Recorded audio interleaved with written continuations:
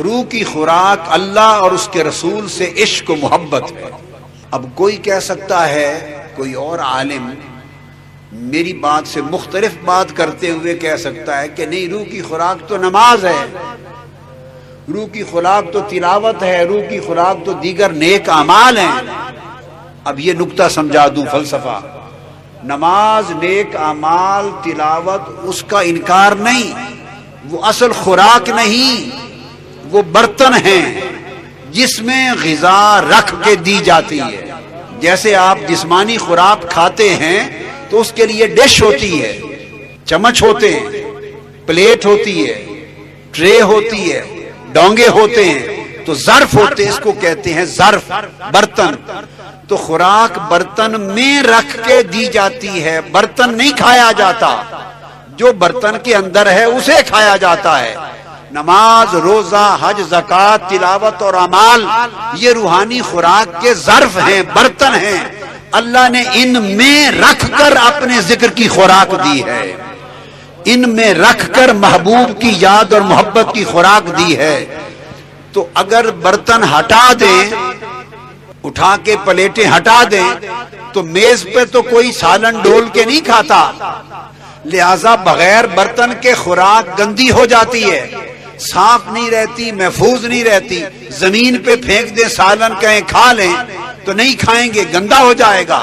تو خوراک کو صاف ستھرا محفوظ رکھنے کے لیے برتن چاہیے، تو اللہ کے ذکر کو ستھرا رکھنے کے لیے نماز کا برتن چاہیے، حج کا برتن چاہیے، عبادت کا برتن چاہیے، اعمال صالحہ کا ظرف چاہیے، اور اسی طرح حضور کے عشق و محبت کی خوراک کے لیے میلاد کی محفل کا برتن چاہیے، نعت خوانی کا برتن چاہیے۔ تو ان برتنوں کی اہمیت یہ ہے کہ ان کے ذریعے خوراک محبت مصطفیٰ ملتی ہے، ان کے ذریعے خوراک عشق رسول ملتی ہے۔ تو برتن کی اپنی جگہ اہمیت ہے اور غذا کی اپنی جگہ اہمیت ہے۔ جیسے آپ پھل کھاتے ہیں، پھل، تو پھل کے اوپر ایک چھلکا ہوتا ہے، کیلا، تو آپ چھلکے سمیت کیلے کو منہ میں نہیں ڈال دیتے، آپ چھلکے کو اتارتے ہیں اور گودا کھاتے ہیں۔ مالٹا کھاتے ہوئے چھلکے کو اتارتے ہیں اور اندر سے گودا کھاتے ہیں، تو پتہ چلا کہ کھانے کی چیز تو گودا ہے۔ پھر آپ کہیں گے جو اصل شے کھانے کی تو اندر کا گودا ہے، اور بادام بھی ہے اور اخروٹ بھی ہے، تو آپ اوپر سے چھیل اتارتے ہیں، مغز کھاتے ہیں۔ آپ کہیں گے جب کھانا مغز کو ہے تو یہ اوپر کی چھلکے کیا چڑھا رکھے ہیں؟ وہ اس لیے چڑھا رکھے ہیں کہ اگر چھلکا اتار کے کیلے کو رکھ دیں تو گھنٹے میں کالا ہو جائے گا، اس کی صحت برقرار نہیں رہے گی۔ تو چھلکے، غلاف اس کی حفاظت کے لیے ہوتے ہیں۔ اس لیے احباب مکرم، خوراک دل کی، روح کی، باطن کی اللہ اور رسول کی محبت ہے، اور اعمال اس کو محفوظ رکھنے کے لیے اللہ نے غلاف چلا رکھے ہیں۔ غلاف چھوڑ دیں تو محبت ضائع ہو جائے، اور محبت چھوڑ دیں تو عمل اور نمازیں خالی چھلکا ہی چھلکا رہ جائیں، چھلکا کوئی نہیں کھاتا، کھایا گودا جاتا ہے۔ تو وہ لوگ جو محبت رسول کے بغیر عمل پہ زور دیتے ہیں، وہ چھلکے کی بات کرتے ہیں، گودا نکال لیتے ہیں، اور وہ لوگ جو عشق اور محبت کے بغیر اعمال کی بات کرتے ہیں، وہ گویا چھلکا اٹھائے پھرتے ہیں، گودا چھوڑے پھرتے ہیں۔ اور ہمارے لوگ جو سال کی محفلیں مناتے ہیں، وہ خالی گودا کی بات کرتے ہیں، جس گودے پر چھلکا نہ ہو، سیب بھی کالا ہو جاتا ہے، کیلا بھی کالا ہو جاتا ہے۔ آپ بھی ایسے ہوٹل میں جاتے ہیں جس ہوٹل میں شیشے لگے ہوں، خوراک محفوظ ہو، سڑکوں پر جو لوگ تل رہے ہوتے ہیں کڑھائی گوشت اور تکے، آپ نہیں کھاتے، کیونکہ شے تو اچھی ہے مگر گرد سے محفوظ نہیں ہے۔